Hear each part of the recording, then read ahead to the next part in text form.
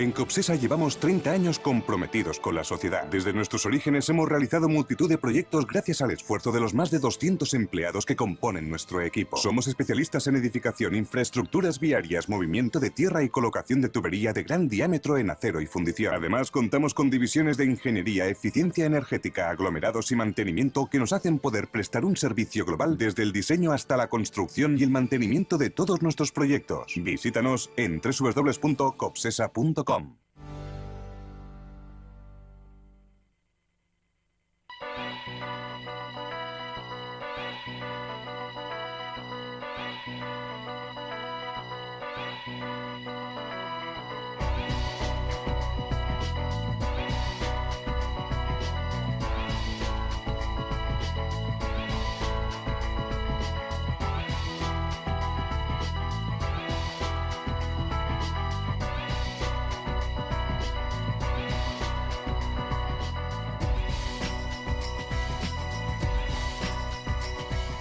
Buenas noches, señoras y señores, bienvenidos a Verdad o Mentira en este jueves donde afortunadamente ya no hace frío, tenemos viento sur, tenemos muy buena temperatura, pero no se preocupen que estamos en época de ello y que volverá nuevamente el mal tiempo como corresponde, y bienvenido el mal tiempo. Hoy tenemos un programa, yo pienso que va a estar muy interesante, como casi todos, pero hoy especialmente, porque hay una terminología que ustedes la pueden ver a través de los informativos, bien sea de televisión o lo leen en los periódicos o lo escuchan en la radio. Y tenemos una lucha de enfrentamiento social con el legislativo. Entonces, una cosa es lo que nos dicta el corazón, muchas veces, y otras veces lo que tiene que decir la ley. Vamos a intentar buscar un término medio. Yo espero que ustedes estén a gusto. Nos hemos rodeado a lo mejorcito que tenemos aquí en Cantabria. Tenemos un abogado, Rafael Sebrango, que ustedes le conocen sobradamente. Abogado penalista, que creo que no hay muchos. Bueno, tampoco... Bueno, déjame que te ponga yo vale, bien, la vale. categoría. Derecho penal y otras cosas. Entre los amigos tenemos que... Es difícil hacer solo una cosa en derecho. Entre los amigos tenemos que ayudarnos. Vale, venga, va. Bueno, venga. Abogado penalista, reconocido, una cara muy conocida. Muchísimas gracias, Rafael. O dando pena. No se sabe muy bien. En este caso, penalista. Vale. Está con nosotros otra cara conocida. Usted diría, este señor... Ángel Santiago, fiscal penal, ay, qué cara más conocida, qué cara, me suena. Antes se le veía mucho en la televisión, hace 4 años así. Ángel Santiago, muy buenas. Hola, buenas tardes. Llevó usted responsabilidades en el anterior gobierno regional. Fui director general de justicia. Director general de justicia, por eso, ya sabía yo que a este señor le conocía. Y luego hay otra cara, porque bueno, no sé los que hayan pasado por el juzgado de instrucción número 1, el resto imagino que no le conoce. Jaime Parra, muy buenas, que es magistrado juez de instrucción número 1, ¿correcto? Es correcto. Muy bien, muchísimas gracias. Hombre, yo sé que reunir a estas 3 personas a veces es complicado, ¿no? Porque también tienen el miedo del cuerpo. Es curioso, a mí me pasa muchas veces, antes me pasaba con los políticos. No, es que el acceso, hay veces que cuando les llamas directamente son encantadores. Son encantadores. Ahora, como empieces a llamar a secretarias, a los filtros que tienes, te puedes morir. Te puedes morir. Y les agradecemos a los 3 que estén aquí en este programa. Vamos a hablar de la prisión permanente revisable. Primera pregunta, ¿qué es la prisión permanente revisable? ¿Empieza usted? Muy bien. Pues venga.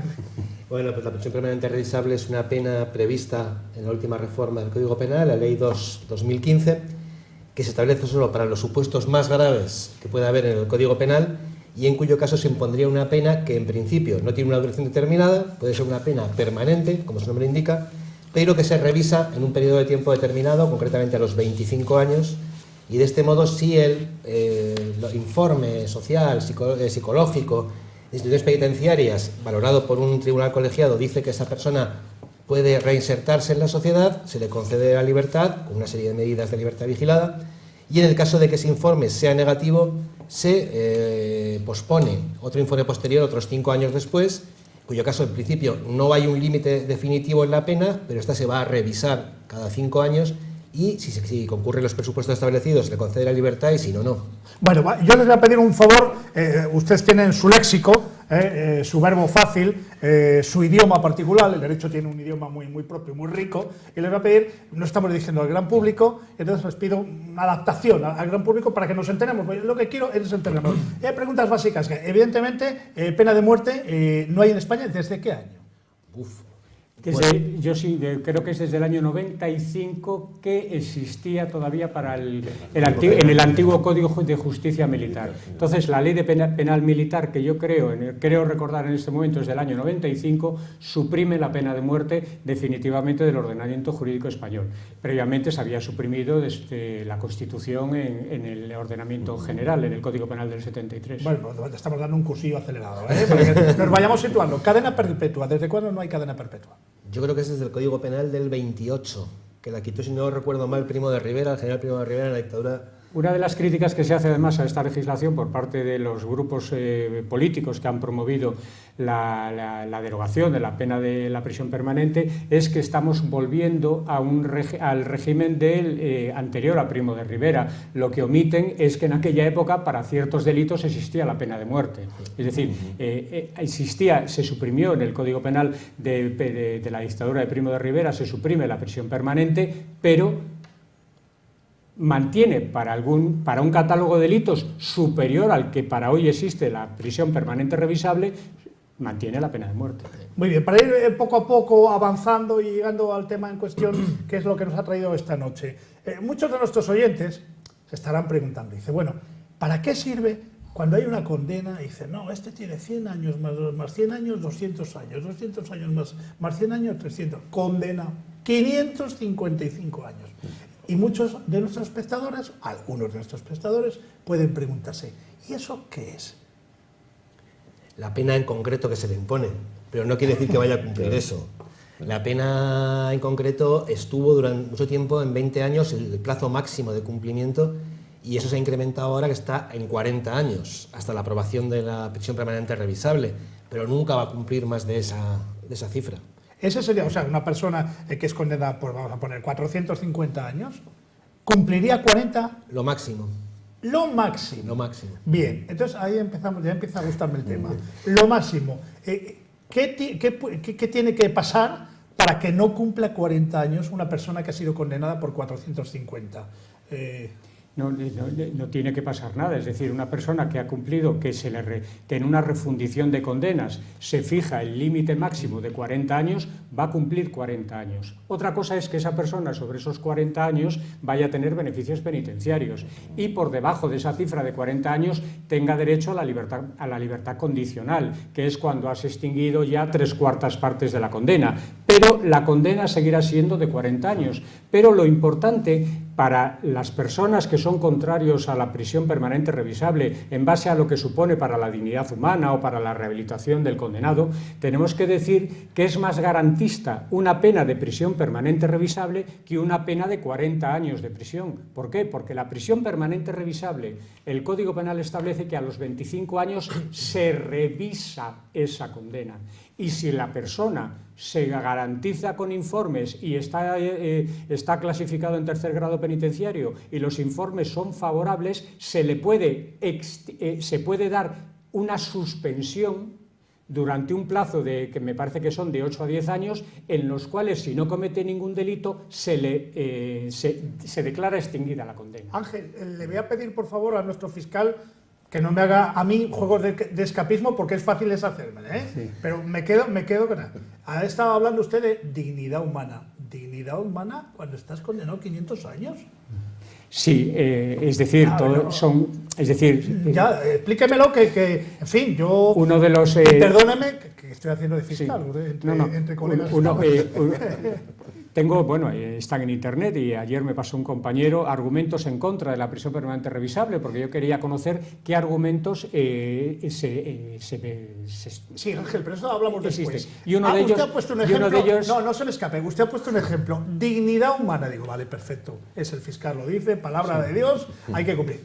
Pero en el fuero interno del que nos está escuchando dirá, don Ángel, dignidad humana para una persona que ha sido condenada a 450 años. Hombre, yo estoy con la víctima. Por supuesto que estoy con la víctima. Bien. Ahora bien, existe uno de los argumentos en contra que tiene la pena de prisión permanente revisable, con la que yo estoy de acuerdo, y precisamente ponía este ejemplo. Es decir, a mí me ofrece más garantía, y si yo soy condenado a una pena de prisión permanente revisable porque he matado a 5 menores y porque he cometido asesinato de 2 o 3 menores, me han condenado a una pena de prisión permanente revisable, tengo que decir que yo prefiero esa condena que 40 años de privación de libertad. Bien, pero estábamos en la primera fase. No, que estábamos en la primera fase, ya llegamos a la segunda. Estamos en la primera fase donde tanto el juez como usted estaba analizando, bueno, lo máximo que puede haber, 40 años. Y luego usted estaba comentando, no, pero es que esos 40 años, según cómo sea su conducta, o sea, yo digo para el gran público, ¿me entiende? Porque las leyes, como las conocen ustedes perfectamente, no les tengo que decir nada. Una persona condenada por 450 años, como máximo puede cumplir 40. Si se dan todos los argumentos que usted estaba comentando con esa persona en particular, en vez de 40, dentro de acumulados todos los beneficios, supuestos beneficios que pueda tener, ¿en cuánto se podría quedar? Hombre, cumplimiento. Imagino, todo favorable. Con buena conducta, yo qué sé. 3/4 partes. El periodo de libertad condicional también es un periodo de cumplimiento. Es decir, el periodo de libertad condicional es un periodo de cumplimiento en el cual se puede revocar y volver a ingresar esa persona en prisión. Es decir, pero en teoría las 3/4 partes de la condena sobre ese límite de 40 años tendría derecho a la libertad condicional. Que se quedaría en 30 entonces, años. En 30. Podría estar en la calle. Está bien, que no lo sé. Yo pregunto. Depende. Que no lo sé. Es que hombre, claro, depende, no. explico lo que te No, te voy a hemos puesto el explicar. ejemplo, perdón, no, Sí, ahora te vas a sí, explicar. sí. Lo que sí que os pido es que me sigáis un poco, hacedme Sí, ese sí, favor, sí, que me sí, sigáis sí, el hilo. sí. Yo he puesto una condena de 450 años, no me digas entonces que depende. Vamos, no, Sí, o sea, yo- o si me dices depende, a ver cómo lo explicas. No, porque estamos no, hablando no, de no iba por ahí. 450 No iba por ahí. años, Sí. en todos los casos, en el mejor de los casos, como dice nuestro fiscal, quedaría en 30. Sí, pero yo lo que quería saltar ahora, porque tú lo has apuntado, es que yo creo que la expectativa de la gente, cuando se le habla de la prisión permanente, es un nombre muy potente, un nombre muy potente. Prisión permanente, la coletilla revisable, con lo cual procura adaptarse a la Constitución, la gente se queda muy contenta. ¿Contenta en qué sentido? Porque la gente, ante los casos que hemos visto, especialmente, bueno, no los vamos a calificar. Luego saldrán para no que- tienen sí, calificación. para que Como veáis vuestro punto de vista, el del único tipo que ha sido condenado y se le ha impuesto El de la motosierra. pena. Sí, a sus 2 hijas. A 2 niñas de Motosierra. 4 tengo En fin, aquí, de 9 y 4 eso años. no sé cómo se puede calificar. En fin, pero bueno, lo que la gente, yo creo, la expectativa que tiene es decir, vale, lo que yo quiero es que no salga. No salga. Claro, eso incluye permisos, eso incluye acceso a tercer grado, régimen abierto, semiabierto, bueno, todas las posibilidades que hay. Y esa es la expectativa que yo creo que se va a frustrar en la gente. Porque la prisión permanente por sí no garantiza eso. Entonces, claro, hay otros que han defendido otra cosa. Dicen, no quiero hablar de prisión permanente revisable, quiero hablar de cumplimiento, como se dice, efectivo de la pena, sin posibilidad de acceder a permisos, sin posibilidad de que tengas el tercer grado si has cometido esta clase de delitos. Y entonces no la llamamos prisión permanente revisable, la llamamos prisión. Pero imaginémonos, caso que habéis 40 años, pues que son 40 años sin salir físicamente de la prisión. Que yo creo que esa es la expectativa que tiene la gente, o lo que clama, porque a todos nos lleva la sangre ante casos como este, es normal. Pero claro, sí, se le revisará a los 25 años, pero existe la posibilidad que le puedas ver en un permiso de fin de semana, en algún momento antes de esos 25 años, y eso es, claro, eso es lo que la gente no espera. Porque el nombre, estamos en una situación curiosa en que el nombre lo engloba todo y lo explica todo y no es así. Permanente, sí, ya, pero si tiene permisos, porque también, ojo, nos tenemos que defender de eso. Yo no soy de los que opina que democracia es igual a blandura. No, yo soy lo que opino que además el derecho penal cumple una función muy importante. No solo la ejemplaridad, pero es un mecanismo de defensa social en el fondo. Es decir, que la gente aprenda que si haces esto, te van a condenar y te van a condenar en condiciones y no vas a ver, como se decía, físicamente no es así, pero no vas a ver la luz del día en no sé cuántos años. Y ese es un instrumento que va evolucionando con los vaivenes de la sociedad. Es decir, la sociedad clama dureza, el Código Penal lo refleja en su articulado. Es como se ve. O sea, si alguien quiere estudiar realmente cómo es un país, uno de los termómetros o sitios donde te puedes fijar es su Código Penal. Ahí ves un poco la mentalidad del país en el que está. Entonces, ojo, a lo mejor es que sería conveniente explicar a la gente más, es decir, oye, a lo mejor lo que tú pretendes no es la prisión permanente revisable, lo que pretendes a lo mejor es que no se revise a los 25 años, y a lo mejor lo que pretendes es que esté los 40 años físicamente metido en prisión sin posibilidad de acceder a ningún tipo de permiso, ni de fin de semana, ni de días, ni de horas. Claro, es que esa es la diferencia. Pero las personas que están sometidas a prisión permanente revisable, el Código Penal no excluye los beneficios penitenciarios. Claro. Lo que ocurre es que, a diferencia de una condena de prisión normal, en la prisión permanente revisable solo se accede a la obtención de permisos de salida penitenciarios, los permisos de 6 días, que son lo que ordinariamente se suele conceder por parte de instituciones penitenciarias, un mínimo de tiempo que son 8 años para unos delitos y 15 para los de terrorismo. Es decir, que existe la garantía de que esa persona no va a salir de prisión de permiso hasta una determinada cumplimiento de la condena, que en el caso de las penas de prisión lo normal, según la legislación penitenciaria, es haber extinguido la 4ª parte de la condena para ya tener acceso a los permisos penitenciarios, pero la pena de prisión permanente revisable, es una condena que no exime de tener beneficios penitenciarios que existen en la ley para todos los condenados, no exime de poder estar clasificado en 3er grado, es decir, una persona sometida y que esté extinguiendo una condena de prisión permanente revisable puede estar en el 3er grado penitenciario, es decir, en el régimen que llamamos de semilibertad, y estar condenado a una pena de prisión permanente revisable. Bueno, aquí estamos hablando de muchas cosas y muchas cosas bonitas, ¿no? Al condenado hablamos de dignidad humana por él, hablamos de, bueno, supuestos casos de buena conducta, 3/4 de condena, etcétera, etcétera. Pero el que ya no está, ¿qué? Claro, aquí estamos hablando del que queda. En este caso, del asesino, ya que has puesto el ejemplo de la rotafles de ese señor, o cualquiera de los casos que está, o quemar a la criatura esta andaluza, en fin, ya lo sabéis. Bueno, yo creo Entonces, que... claro, creo que ahí es donde va la al que ley. no se le puede, querido juez, al que no se le puede revisar nada es al que ya no está. No, pero ahí es donde va la ley. Yo creo que la ley, más que intentar imponer una pena más dura que lo que había hasta ahora, que yo creo que la prisión permanente revisable no es más dura que lo que había ahora, lo que pretende es evitar que esas personas que han cumplido, han extinguido su condena y sobre las que la previsibilidad que se hace en la cárcel es de que van a volver a delinquir, puedan salir a hacerlo. Todos conocemos los casos que ha habido también en los años anteriores, gente que ha sido condenada con el Código Penal del 73 a 20 años máximo de cumplimiento y han ido saliendo en los últimos 10 años.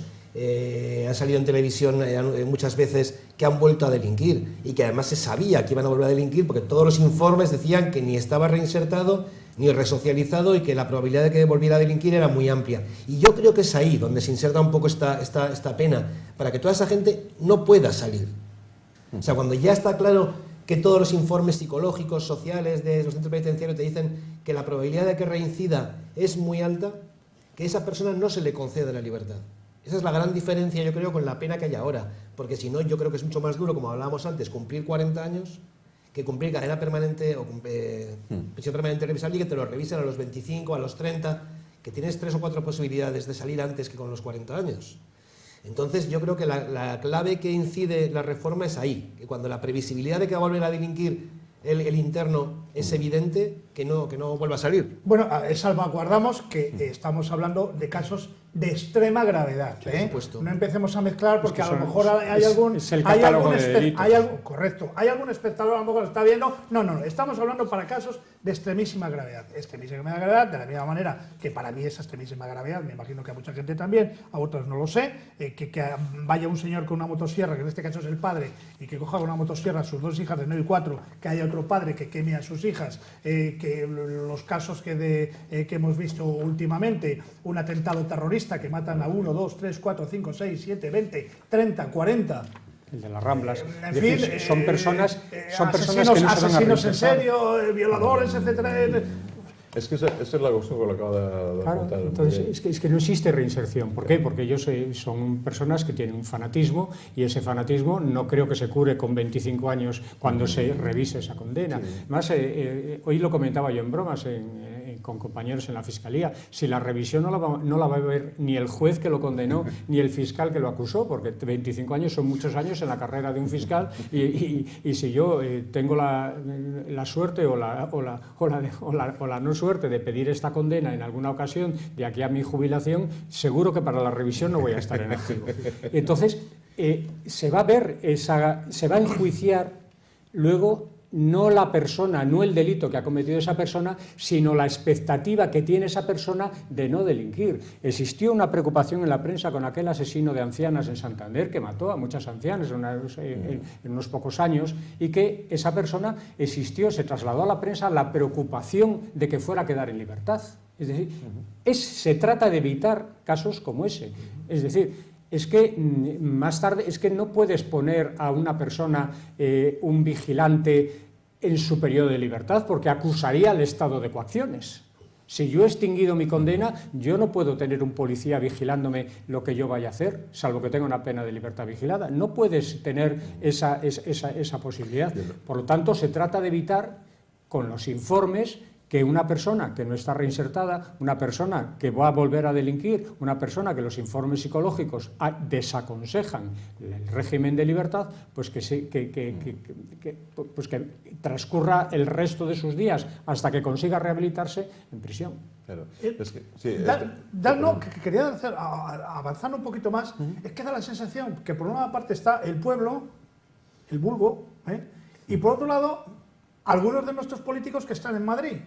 Porque claro, si el pueblo en un tanto por ciento elevado, no lo digo yo, lo dice el CIS, si hay un tanto por ciento elevado que no entiende todo esto, ¿cómo es posible que dentro de nuestro Congreso haya partidos que se cuestionen lo que aquí estamos hablando? Entonces, si ya me decís que estamos entrando en un terreno ya de juego político, mal vamos. Si estamos entrando en un juego político, mal vamos. Siempre hay, entonces, detrás de una política penal siempre hay un componente ideológico, eso es impepinable, que responde al momento político, cuando se aprobó el Código del 73, cuando se aprobó el del 90, en fin. Pero estamos hablando de casos de extrema gravedad. Sí, yo no estoy hablando del que roba un peso en Carrefour.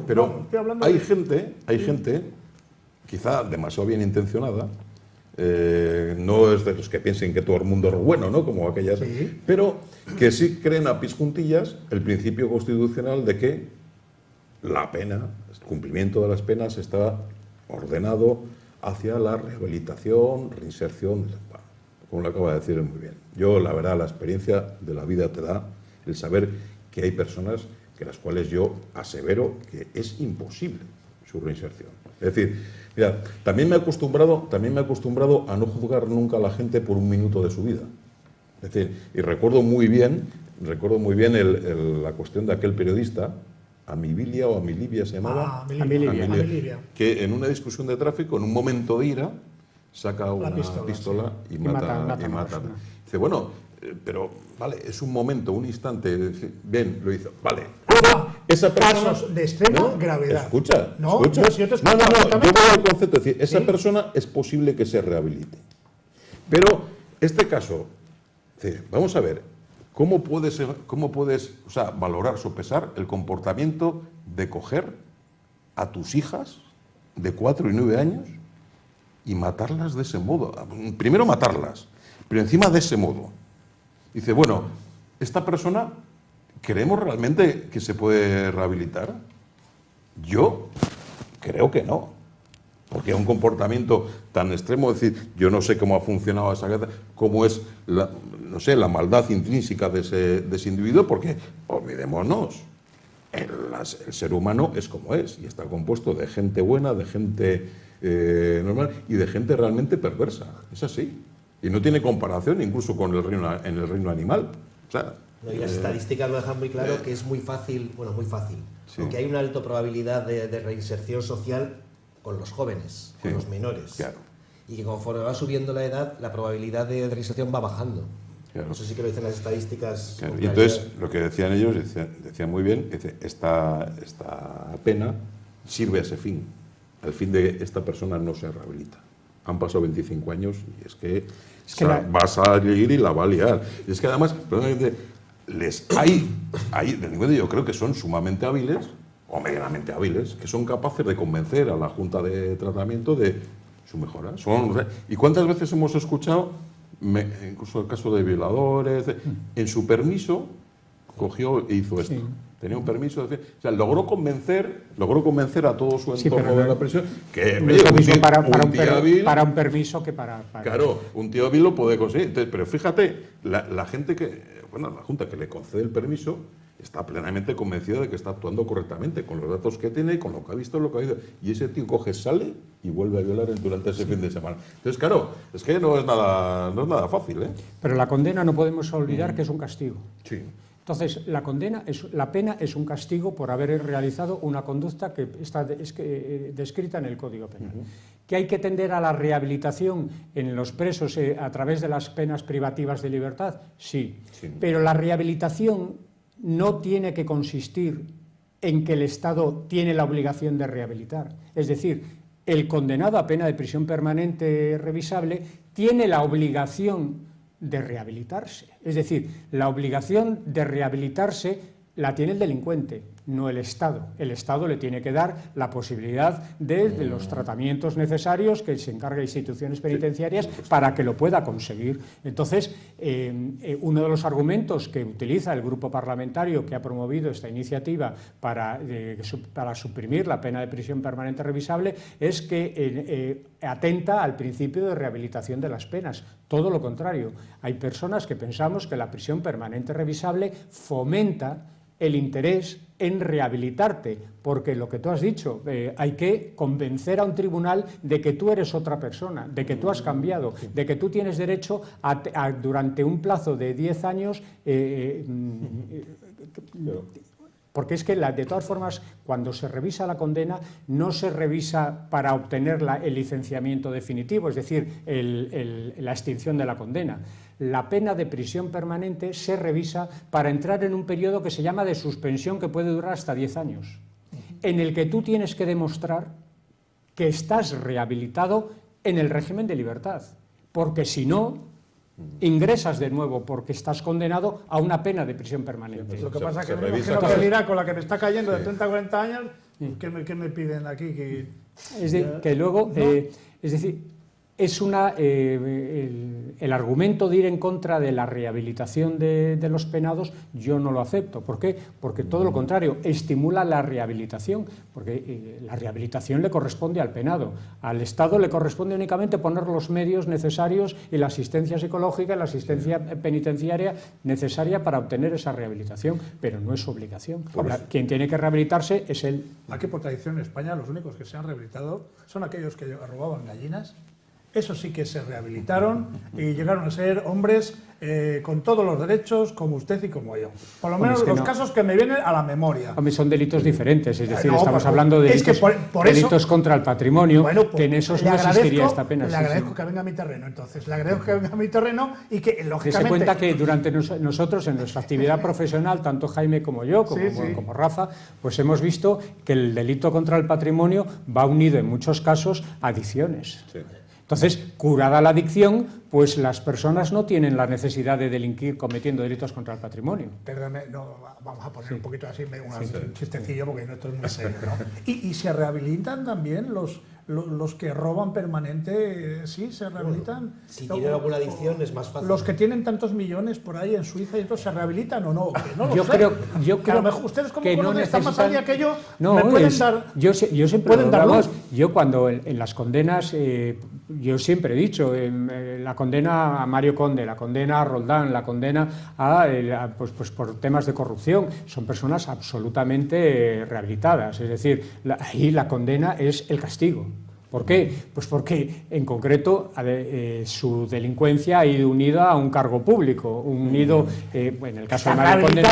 Perdóname, Ángel, están rehabilitadas porque no van a volver a tener un cargo como el que tenía. Claro, no van a tener la posibilidad de cometer ese tipo de hechos delictivos. Dele usted un cargo que pueda tener otro cargo, a ver si se rehabilitan o no. Estamos totalmente de acuerdo. Pero ahí la condena sí que es una sanción, sí que es un castigo. ¿Por qué? Pues porque estas personas... además es que yo siempre, es un ejemplo absurdo, pero muchas veces el propio sentimiento de seguridad, hay que proteger la seguridad de las personas. Entonces, yo me subiría a un autobús y compartiría asiento en el tren de aquí a Madrid con Roldán. Pues sí, me resultaría hasta simpático. ¿Me iría con el padre de estos niños que me... Pues no. Pues no. Es decir, ¿por qué? Porque no tendría seguro. Bueno, cogería el bolígrafo, lo llevaría por si acaso se acerca. Es decir, pero el sentimiento de seguridad de las personas es lo que determina dónde está la posibilidad de rehabilitarse un delincuente o no. ¿Por qué? Porque el que no necesita rehabilitarse, pues es la persona que no temes cuando se extinga su condena. Cuando se ha abolido la pena de muerte, estamos todos de acuerdo que es un paso más de la sociedad, me imagino que sí. Sí, absolutamente. Cuando se ha quitado la cadena perpetua, ¿es un paso más de la sociedad? Pregunto. Sí, también. Sí, porque... es decir, la prisión permanente revisable se podía llamar cadena perpetua revisable, es decir, que es lo mismo. Entonces, la cadena perpetua, solamente por ser cadena perpetua, pues habría que... yo creo que ni en Estados Unidos está así, porque en concreto el otro día ha muerto Charles Manson y él pasaba tribunales para obtener, porque él pedía siempre la libertad y nunca la tuvo.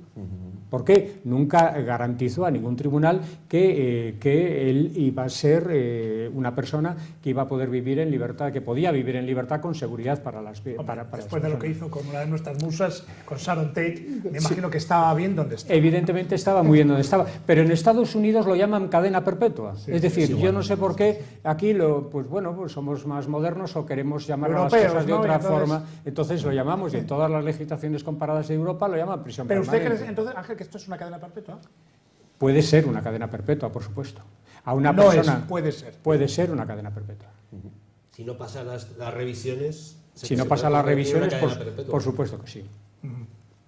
Claro, si se teme que es probable que vuelva, o tienes el temor de que vuelva a recidir, no se le revisará la condena. Y si no se le da el tercer grado penitenciario, porque la persona a la que luego no va a superar la revisión, previamente no ha superado el tercer grado penitenciario y previamente no ha superado los test necesarios para que le concedan permisos penitenciarios, con lo cual puede ser una cadena perpetua, por supuesto que sí. Tengo entendido que hay un sondeo por ahí donde hay aproximadamente unos 2 centenares de penalistas entre jueces, fiscales, abogados, personas que están muy metidas en el derecho, donde piden su derogación. Sí, yo lo he leído, pero la verdad es que, examinando un poco los argumentos que exponen, yo creo que no tiene mucho sentido, porque empiezan a hablar de que si es contrario al Convenio de Derechos Humanos, cuando el Tribunal Europeo ya ha dicho varias veces que la prisión permanente, si es revisable, como en nuestro caso, cumple perfectamente con el artículo 3 del convenio. Se dice que es inconstitucional, cuando el Tribunal Constitucional aún no se ha pronunciado, al menos directamente, porque sí que lo ha hecho indirectamente, ya en 2 resoluciones valorando las prisiones permanentes revisables de otros estados europeos, el tema de una extradición que se pide de una persona que está en España y que se solicitaba la denegación de la extradición porque se le podía imponer esta pena, y el Constitucional ha dictado 2 resoluciones en las que estimaba, en las 2, que esa pena era conforme a la Constitución. Es verdad que solo analizando el artículo 15, no el 25, que es lo que queda por analizar, pero yo veo que el Tribunal Constitucional, por lo menos hasta ahora, ha seguido el camino del Tribunal Europeo, que al decir que al introducir ese adjetivo revisable y que se exige una revisión es conforme a la Constitución. Yo creo que va a seguir por ahí. Se dice que es una pena muy dura. Yo ya he dicho antes que para mí no es tan dura como lo que hay ahora. Se habla de que también en España es el segundo país de Europa con una tasa de criminalidad más baja, que es de los que menos tienen. Pero bueno, eso no es un argumento para no imponer una medida para los supuestos más graves. Si es verdad que son pocos, pues mejor, así pondremos menos prisiones permanentes. Yo no he encontrado un argumento contrario a esta medida o a esta pena que a mí me haya dicho algo importante. Yo por eso no estoy en contra de ella, porque no encuentro ningún argumento contrario a la misma. En cambio yo, continuando con el argumento de Jaime, él no ha encontrado ningún argumento en contrario, porque todos son en base a la dignidad, a la rehabilitación de las penas, y sí que hay muchos argumentos a favor. Y los argumentos a favor no son argumentos de la dignidad del penado, no son argumentos de la rehabilitación del penado, no son argumentos de justicia europea ni de Tribunal de Derechos Humanos, sino estamos hablando de los argumentos a favor. Tengo ahora un resumen de ellos, que los he ido recabando. La necesidad de penas adecuadas para delitos especialmente graves. Es que hay delitos especialmente graves que necesitan penas adecuadas a la gravedad de esos delitos, como lo que tú has dicho. La prisión permanente revisable y una función que todavía no hemos abordado, que es la función preventiva de nuevos delitos. Es decir, la función preventiva. Es que cuando estamos hablando de la dignidad del ser humano, como garantía para que una persona que ha cometido un delito y está condenado a una pena de prisión permanente revisable, observas, puedes decir, es que la prisión permanente atenta contra la dignidad de esta persona por haber sido condenado por ella, pero es que nos estamos olvidando de la dignidad del ser humano que puede ser una nueva víctima de esa persona si vuelve a estar en libertad. Por lo tanto, hay una función muy importante que tiene encomendada la policía, es la función de prevenir la comisión de hechos delictivos. Antes hablábamos del asesino de ancianas, sabíamos, porque los informes penitenciarios lo decían, que esta persona iba a volver a cometer delitos. Pues hay otras ancianas que han vivido hombre, no voy a decir que gracias a que esta persona lo mataron en la cárcel, pero ese fue el fin de sus días. Pero de haber estado condenado a una pena de prisión permanente revisable, pues esta persona no hubiera salido con esos informes. A veces nos cuesta, me gusta, Ángel, su exposición, porque a veces, hasta ustedes mismos, ¿no?, echan el freno de mano, ¿no?, a la hora de determinadas expresiones, porque alguno puede estar pensando, bueno, una persona que mata a 11 ancianas, que es un asesino en serie, de verdad, ¿qué aporta a la sociedad? Que algunos se pueden hacer una pregunta moral, ¿no? ¿Qué aporta a la sociedad? A la sociedad del siglo XXI. Yo sé que esto es delicado, pero las cosas hay que afrontarlas. Bueno, algunos famosos televisivos también. Bien, vale, bueno, pero ese es otro... Y futbolistas... Rafa, te agradezco que quites tirantez al asunto. Es una... Que no, que ya lo sé. A ver si solamente puedo hacer bromas yo. Lo único que faltaba ya. Y te lo agradezco. No, pero verdad, hay una pregunta de un calado moral tremendo. Encima estamos en Popular Televisión. ¿Cuál es la aportación de algunos de estos asesinos confesos a la sociedad? No, cero. Cero, pero también hay gente que no se asesina, que no aporta nada. Pero yo creo que la óptica es la contraria, es decir, evitemos que aporten algo, que es dolor, asesinatos, etcétera, etcétera. Es que hemos hablado de la dignidad, hemos hablado de tal, pero se nos ha olvidado una cosa importante, que es la sensación de seguridad en el resto de la gente. Todo va enfocado, claro. Todo va enfocado. Yo cuando hablo que aporta esta persona a la sociedad, Entonces, evidentemente antepongo que ha asesinado a una persona. Yo me pongo ahora con la gente que dice, venga, prisión permanente revisable. Es decir, ¿qué quieres? ¿Quieres que cuando alguien haga una de estas, el ejemplo sea que se le ha caído encima todo lo que le ha caído? Y eso, que en fin, que sirva tenga un efecto que disuada a un posible seguidor o repetidor de la historia. Y entonces es lo que yo quiero decir, vale, pero es que a lo mejor la solución no es la permanente revisable a los 25 años, a lo mejor la solución es, te cayeron 40 años, pues 40 años. Claro. Y eso no tiene ese nombre potente, pero a lo mejor es más fuerte. Es que yo lo que creo que a la gente, si se le explica esto, dirán, pues a lo mejor prefiero esto y no quiero la revisión. Porque la gente lo que busca, la gente lo tiene claro. La gente no anda pensando en rehabilitación, no anda pensando en eso. La gente anda pensando en decir, mira, el que ha hecho esto es que no le quiero ver por la calle. Eso es lo que está pensando la gente normalmente. Entonces, oye, pues a lo mejor esa es una solución mejor para cumplir esa finalidad social. Yo, no sé, lo dejo ahí. Sí, entiendo la filosofía y la utilidad que le hemos sacado. Hasta nos molesta pensar que en Nochebuena le van a poner langostinos en la prisión. Es decir, ¿por qué? Pues porque no queremos que esa persona... Si eso sale, tiene sueldo y seguridad social. si eso sale en prensa, la gente lo lee y se indigna, seguro. Perdona, vamos más lío, más leña al fuego. Porque además, estos asesinos tienen su sueldo y su seguridad social, ¿no? Sí, trabajo. Sí, pero bueno, no, Con el sueldo de... ¿Perdón? Dentro de la prisión, si trabajan... Sí, Pero bueno, no quieren reinsertarse, trabajarán, ¿no? O... Posibilidades de gastar tampoco tienen muchas. Claro, Ya. es decir, supongo que no todos tienen acceso Bien. a... Sí, no, pero bueno, que no tienen hay un peculio penitenciario, que no, lo desconozco Bueno, porque no llevo ese tipo de temas, pero vamos, es un peculio... Claro, Bueno, el que no no es un gasta sueldo. el que no gasta es el que no está. Hoy escribía en el diario Montañés una columna donde me hace una pregunta: ¿proteger o castigar?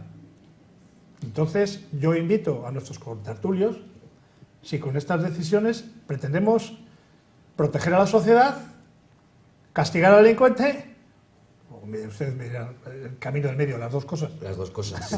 Pepe, yo creo que es evidente que lo que hablaba antes Rafa, que en los últimos años ha habido un debate en la sociedad que yo creo que vino motivado fundamentalmente por los asesinatos, los atentados del 11M en Nueva York, el 11DS en Nueva York y 11M en España, que luego ha habido en Francia, Alemania, Reino Unido. Entonces yo creo que hay un debate ahí que la libertad que se había conseguido en los finales del siglo pasado se ha ido limitando en beneficio de la seguridad. Entonces ya no hay más que ver cuando vas a un aeropuerto ahora las medidas de seguridad que antes no había y ahora sí que hay. Y en general yo creo que eso se ha trasladado al debate público y al Código Penal. Ha habido quizá una restricción de la libertad en beneficio de una mayor seguridad. Y de hecho hay una cosa que nadie ha dicho, y es que la prisión permanente revisable España ya la aprobó en el año 2002, hace 15 años, cuando firmó el Estatuto de la Corte Penal Internacional. Ese estatuto se hizo en el 99 y España lo ratificó en el año 2002, creo que se publicó en el BOE en mayo, y el artículo 77 prevé una prisión permanente, y hablo de memoria, pero quiero recordar que no dice nada de revisable para delitos más graves, y está firmado por 150 países del mundo. Plebiscitado por la ONU, que fue el artífice de todo el tema, que otra de las críticas dicen que la ONU es contraria a la prisión permanente. Bueno, pues la ONU en el año 99 ya elaboró ese Estatuto de la Corte Penal Internacional, fue aprobado por España, y que yo sepa, en 15 años nadie ha dicho que sea inconstitucional, que sea contrario a los derechos humanos, que sea contrario a la dignidad de nada. Y hace ya de eso muchos años y nadie se ha opuesto. Y ahora de repente, pues yo creo que el debate a lo mejor es más político que de fondo real. Porque ya esto lleva 15, 16 años, nadie ha dicho nada, y ahora de repente, cuando se propone la revisión en España, todo el mundo salta. Pero bueno, yo creo que lo que se busca son las dos cosas: seguridad para los que están aquí y castigar al que lo ha hecho. Y castigo. Bueno, y algunos dentro de todo este debate que estamos teniendo en España últimamente, hablan de que en España las penas más duras en los países europeos, me parece que pues somos el tercer país, ¿no?, que tiene las penas más duras de Europa. Yo no sé si esto es bueno o no es bueno, está bien, hay que ser más moderno, es tener menos penas, no lo sé. Y me gustaría que me dieran su punto de vista. Porque claro, aquí tiramos de Europa cuando nos interesa, en los sueldos no. Pero, en fin, en este tipo de cosas nos encanta hacer estadísticas. Y entonces, ¿cómo se sienten ustedes cuando hablan con colegas del extranjero? Vamos a ver, yo creo que realmente es verdad que la pena más grave en España está entre las más altas de Europa. El resto de las penas son muy comunes. O sea, las penas que se aplican todos los días son muy comunes. A lo mejor si te vas a la pena máxima de 40 años, es verdad que no la tiene prácticamente ningún país de Europa. Pero, por ejemplo, con la prisión permanente revisable en España, la primera revisión es a los 25 años. En el Reino Unido no hay revisión. En Francia se fija, en Italia en 26, en Francia puede llegar hasta los 30 años la primera revisión. Es verdad que luego está Bélgica que la revisan a los 10 o Alemania a los 15, pero estamos un poco en una zona central, no estamos tampoco ni en un extremo ni en otro. O sea que no hay que ser alarmistas como algunos... Mira, este fin de semana estaba de guardia, en el juzgado de guardia, y hubo una alcoholemia, una persona que había conducido en estado de embriaguez y que en su hoja histórico penal tenía anotadas 2 sentencias extranjeras. Había sido condenado en Francia y había sido condenado en Suiza. Pues las 2 condenas anteriores en tribunales extranjeros eran más graves que las que se le pudieran que la que se llevó, porque se conformó con una pena de multa y privación del derecho a conducir vehículos a motor, que la que se llevó en el juzgado de guardia. ¿Por qué? Pues porque la pena francesa que estaba suspendida era una pena de prisión y la pena suiza, que era una pena de multa que yo creo que era en torno a 3.000 euros de multa, muy superior a la que se le impuso en el juzgado de guardia, es decir, de Cantabria. Es decir, las penas son muy similares, es decir, estamos hablando de una pena privativa de libertad, estamos hablando que nosotros también la tenemos, es decir, y para ese mismo delito, pero pues en un margen pues muy similar al que tenemos en España. Y me imagino que usted le diría, oye, ¿por qué bebes, no? Si es de la tercera vez, no lo hagas. Pues hombre, yo creo que es el delito con el que más nos identificamos. Fiscal, porque fiscal, ¿qué sentencia? No te resulta una maldad, ¿no? ¿Qué sentencia ejemplarizante se podrían poner en algunos casos? Sentencia ejemplarizante, pues no sé, pues uno ya estamos... Yo creo que la sentencia tiene que ser justa, no ejemplarizante. Es decir, yo creo que tiene que ser una sentencia que dentro de los... es decir, yo entre mis compañeros tengo, vamos, al menos yo creo que el comentario general es que yo soy bastante moderado pidiendo condenas, ¿no? Pero la pena tiene que ser justa. Es decir, y nosotros no podemos ejemplarizar, es decir, no podemos pensar en dar ejemplo a través de una condena, sino en hacer justicia y impedir la condena justa a un determinado supuesto. ¿No hay sentencias, no se han dado últimamente sentencias ejemplarizantes? Quizá más de otro calado, lejos ya del apartado. En el ámbito de menores, sí que es verdad que ha habido alguna de los que hacían pintadas en vagones de tren, que la condena era limpiar los vagones. Eso me parece perfecto. Yo pensé que te referías a ejemplarizante a una pena, una condena importante, una condena... Más bien, en el ámbito de menores sí que ha habido alguna, pero yo creo que en el ámbito nuestro tenemos las penas que nos marca la ley y ejemplarizante... Sí que luego le das al penado, pues ya sabes que el penado primitivo, el que delinque por primera vez en condenas inferiores a 2 años de prisión, tiene derecho a los beneficios de suspensión de la condena, es decir, se le da un perdón condicional, que incluso, aunque tenga antecedentes penales por alguna naturaleza, por algunos delitos que pueden incluso sentirse justificados y verte compelido a acusar y condenar porque el Código Penal te está diciendo que esa conducta es delictiva, pues incluso darle lo que se llama la suspensión extraordinaria, que va condicionada al cumplimiento de penas menores como trabajos en beneficio de la comunidad, pero que también se suspende esa condena de prisión, pero sobre todo lo que se trata es de hacer justicia a través de la imposición de las penas. Oye, sí que me gustaría, para ya dar los últimos cortazos al tema que nos ocupa, que nos hablaréis de cuáles son los casos aplicables. En un principio que eran 8 y luego se han unido otros 5.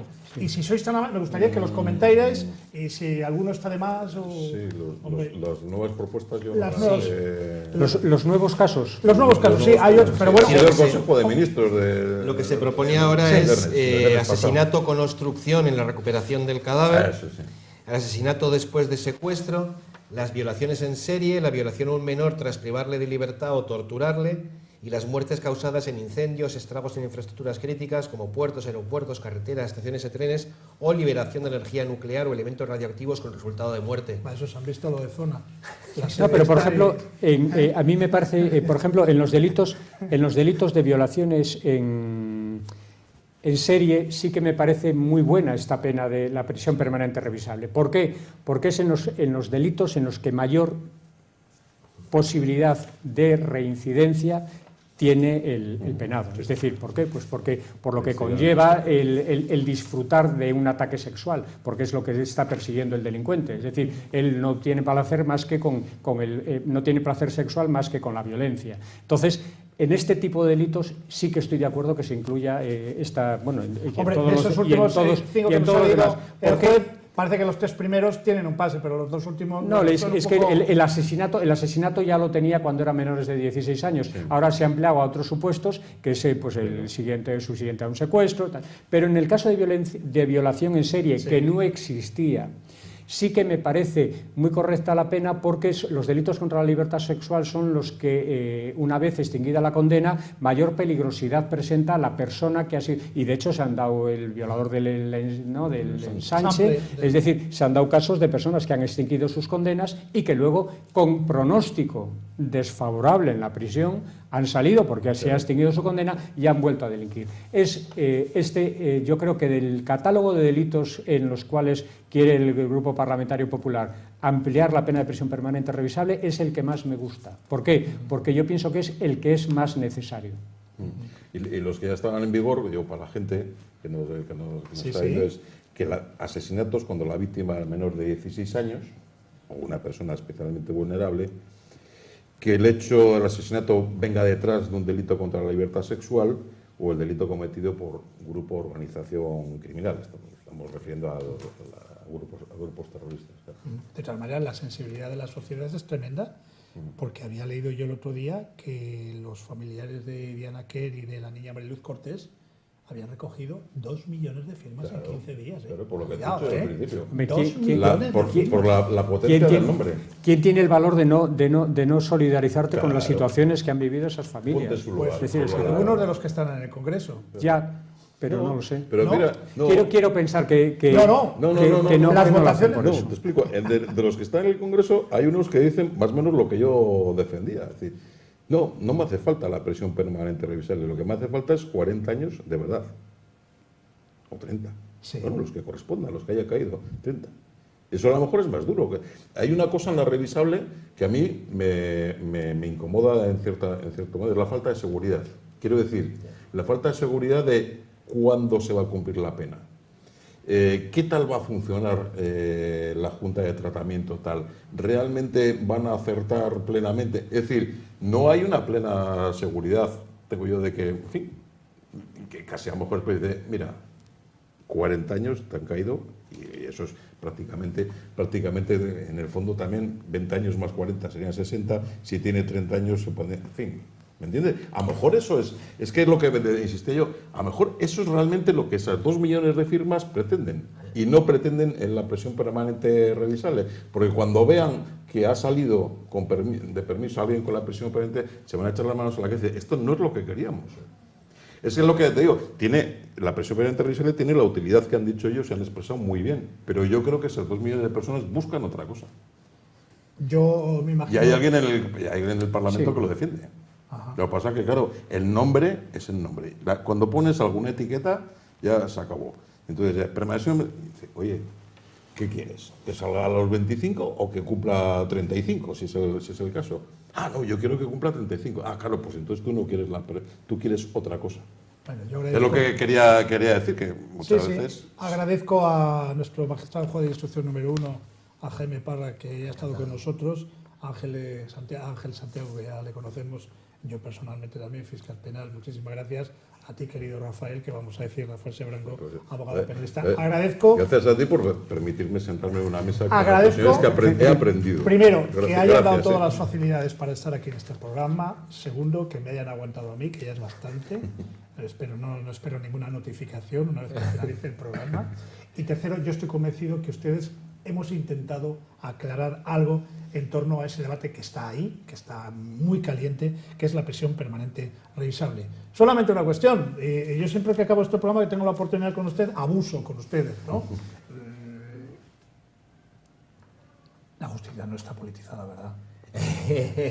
Tenemos un minuto, es que siempre... Bueno, vamos a ver, un poquito sí. Un poquito sí, bien. Desde que se eliminó la ley orgánica del Poder Judicial del 80 y se aprobó la del 85, bueno, algo hay. Algo hay. Ángel, la respuesta suya ya la sé. Yo creo que no. Es decir, al menos no está politizada la justicia ordinaria, que es en la que yo me desenvuelvo y en la que yo trabajo. Es decir, la justicia ordinaria, los juzgados y tribunales de Cantabria no tienen ninguna absoluta mediatización política en su actividad profesional. ¿Qué pasa en el Tribunal Supremo, Audiencia Nacional, Fiscalía General del Estado? Lo desconozco porque no es mi ámbito, y mucho menos el Consejo General del Poder Judicial. En la justicia ordinaria de Cantabria, en lo que es la Administración de Justicia, tanto en la Fiscalía como en los juzgados y tribunales, no existe ninguna clase de politización, porque afortunadamente existen muy buenos profesionales que yo luego defiendo que los jueces, fiscales, secretarios, abogados tienen derecho todos a tener su ideología. Es decir, y nosotros, pues hombre, nosotros nos catalogamos porque todos nos conocemos y todos sabemos cómo piensa cada uno. Pero en Cantabria, esas ideas y esa politización que pueden tener las personas no se reflejan ni en los escritos de acusación ni en las sentencias. Y eso es una garantía. O sea que eso, Rafael, queda más para el ámbito restringido de Madrid, sí, la cúpula, sí, ¿no? sí, la cúpula. Yo afirmo que sí. Y esa sí que está politizada. Sí, porque depende de la elección y designación de esos cargos, depende de una decisión puramente Es curioso, política. Rafa, porque depende de con quién hables. Dice, lo único que nos faltaba ya, que tuvieran independencia los jueces para decidir. No, tienen que tener un pequeño control. Lo de como Hacienda, ¿quién controla al que controla? Pues esto es... No, te lo prometo, ¿eh? Sí, bueno, que lo políticos, dirás, que habrá gente que lo Rafa, diga. tú hablas con no te lo políticos, discuto. que te voy a contar yo. No te lo pero discuto, hay pero- políticos, cuando hablas, sacas este tema, un poquito, que vaya así, piano. Sí, no, es que- mitad ellos, mitad nosotros. Sí, ya, bueno, sí. Ya, Al bueno. final lo que buscan es decidirlo ellos todo. Es que te diga, está más claro que el agua.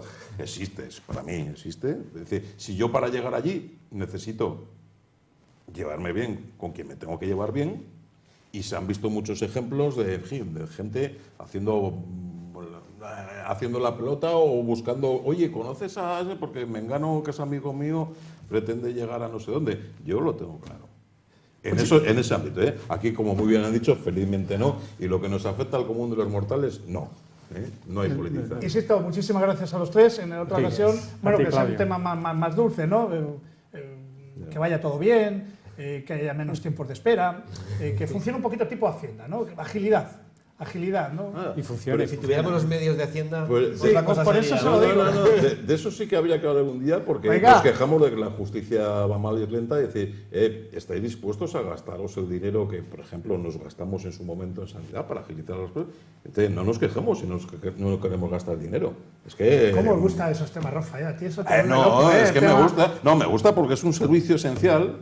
Es un servicio esencial. Pues venga, te prometo que vamos a hacer un programa Vale, sobre ello y muy además un programa a favor de corriente. Vale. A favor de corriente. Muchísimas gracias. La próxima semana estarán aquí en Verdad o Mentira, estará Pedro Casares, portavoz del Partido Socialista del Ayuntamiento de Santander, que nos va a dar su visión lo que ha sido el estado de la ciudad, de la capital de Cantabria, que ha tenido lugar el otro día, que nos dé su punto de vista. Para eso nos va a acompañar Jesús Herrera, Juan Orozamena y servidor.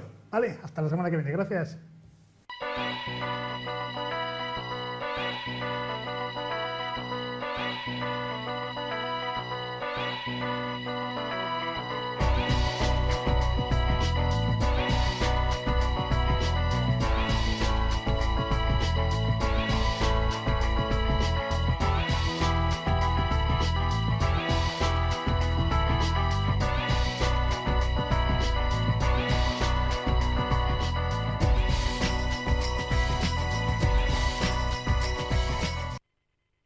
En Copsesa llevamos 30 años comprometidos con la sociedad. Desde nuestros orígenes hemos realizado multitud de proyectos gracias al esfuerzo de los más de 200 empleados que componen nuestro equipo. Somos especialistas en edificación, infraestructuras viarias, movimiento de tierra y colocación de tubería de gran diámetro en acero y fundición. Además, contamos con divisiones de ingeniería, eficiencia energética, aglomerados y mantenimiento que nos hacen poder prestar un servicio global desde el diseño hasta la construcción y el mantenimiento de todos nuestros proyectos. Visítanos en www.copsesa.com.